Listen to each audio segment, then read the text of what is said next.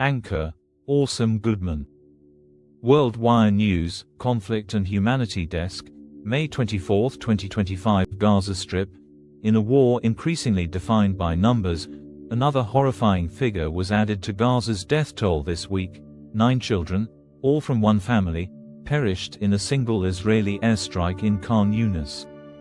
Their mother, Dr. Alaa al-Najjar, a pediatrician at the Nasser Medical Complex, was at work saving lives while her own children were dying under rubble. This tragedy cuts deeper than politics and military objectives. It pierces the human soul. The images, verified by multiple sources including the BBC and Palestinian civil defense teams, show tiny lifeless bodies being carried out of shattered concrete. The oldest of the deceased was just 12 years old. Their father, also a medical professional, was critically injured. Their surviving 11-year-old brother is now battling for his life. These are not just casualties. These were children's sons and daughters, siblings and classmates, whose lives were snuffed out in seconds in a war they did not choose and cannot understand. The war's cruelest phase. The Gaza conflict has entered what UN Secretary-General Antonio Guterres now calls its cruelest phase. Airstrikes have intensified, and ground operations continue to push deeper into densely populated areas. Over the last 24 hours alone, more than 60 people have been killed in strikes across Khan Younis, Deir al-Balah, and the Jabalia refugee camp. The civilian death toll rises hourly. The devastation is systemic. 94% of hospitals in Gaza are either damaged or completely destroyed. Aid convoys are routinely blocked or delayed. Over 9,000 children are currently being treated for malnutrition, with limited access to clean water or proper medical care. And yet, even amid this, the bombing continues unrelenting, unrepentant. The story behind the numbers drive. Alaa al-Najjar's story adds a painfully human dimension to what has too often become a desensitized news cycle. She wasn't just a mother. She was a healer, serving on the front lines of Gaza's collapsing healthcare system, working night shifts to treat the wounded and sick. Her life's mission was to save children. In one night, that mission was turned into mourning.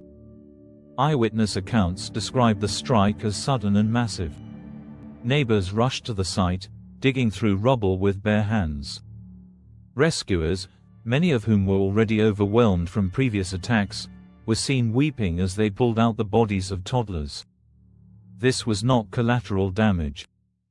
This was catastrophe.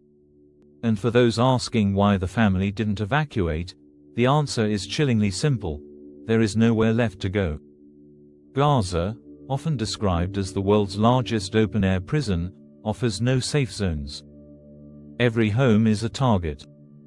Every street corner a potential grave. Israel's stance and the global divide. The Israeli Defense Forces, IDF, maintain that their strikes are aimed at Hamas militants and that the presence of civilian casualties is a tragic consequence of Hamas's operations in residential areas. Yet this rationale is increasingly met with skepticism as the ratio of civilian to combatant deaths continues to climb. The strike on the Najjar family has further strained global opinion. Protests erupted in London, Paris, and Cape Town following the news, with demonstrators calling for international intervention and an immediate ceasefire. The European Union has urged both parties to resume mediated peace talks, while several humanitarian organizations have called for independent investigations into possible war crimes. The children caught in the crossfire. This is not the first time a single airstrike has wiped out an entire family in Gaza. It may not be the last.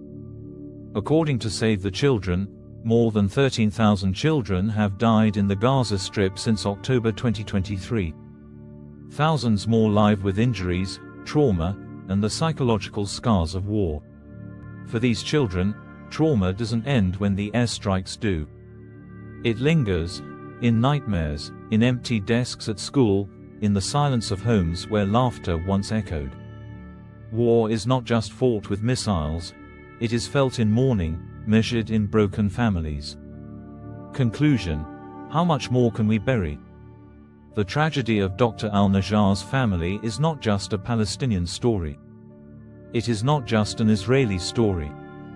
It is a human story, a devastating reminder that every war has a human face, and that children should never be its currency. In times like these, the world must ask not just who fired the missile, but what kind of world allows this to continue. Because if we can count the bodies of children under rubble and still turn the page, still justify the next strike, still argue the legality while ignoring the humanity, then we must ask ourselves, how many more children must die before the world remembers what peace is supposed to mean? World Wire News reporting the stories behind the headlines.